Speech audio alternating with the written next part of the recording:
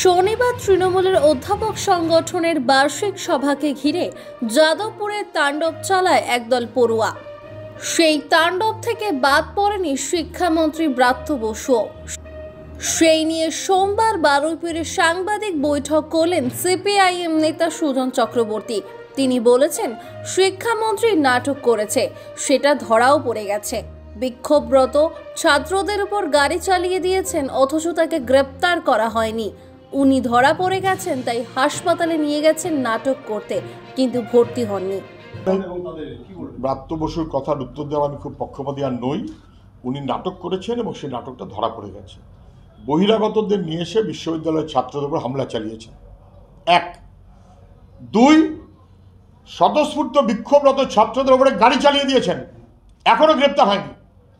Police মন্ত্রীকে প্রশ্রয় দিচ্ছে নাকি ছাত্রদের উপর গাড়ি চালানোর বিরোধিতা করছে, এখনো স্পষ্ট করতে পারেননি। তিন, তারপরে যেহেতু ধরা পড়ে গেছেন, নাটক করার জন্য হাসপাতালে গেছেন, হাসপাতালে ভর্তি থাকেননি, চলে গেছেন। ফোনে কথা বলছেন, ফোনে কথা বলতে বলতে ব্লাড প্রেশার মাপা হচ্ছে। নাটকটা বড্ড কাঁচা নাটক। মোহাম্মদ সেলিম সহ আমাদের ছাত্র নেতারাও সবাই মিলেই বিভিন্ন সময় হাসপাতালে ভর্তি যার উপর দিয়ে গাড়ি চালিয়ে দিয়েছে ব্রাত্য বসু, তার গাড়ি মানে সরকারের গাড়ি, আহত তাকে তো দেখতে গেছেই, আক্রান্ত তাকে তো দেখতে গেছেই, দেখতে যাবে, এটা তো মানবিক কাজ। এই বোধ নেই বলে এইসব কথা বলছে। রাজনীতির ফারাক থাকতে পারে, কিন্তু আক্রান্ত হয়েছে, মন্ত্রী অন্যায় কাজ করেছে, বিশ্ববিদ্যালয়ের উপরে হামলাবাজি করেছে, তার বিরুদ্ধে প্রতিবাদ তো স্বাভাবিক। ফলে সেই প্রতিবাদ করতে গিয়ে যদি কেউ আহত হন, তার পাশে দাঁড়ানো আমাদের কাজ, তার পাশে দাঁড়ানো আমাদের কাজ।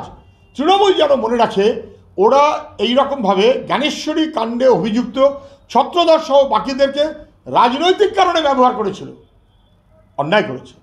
আমরা গোটা পশ্চিমবাংলায় যে কোনো আক্রান্ত মানুষ তার পাশে দাঁড়াই, দল মতের বাইরে গিয়েও দাঁড়াই।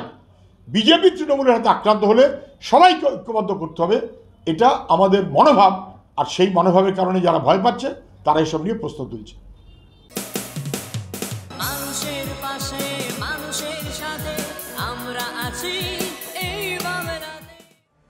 আপনারা দেখছেন সংবাদ শিরোনাম।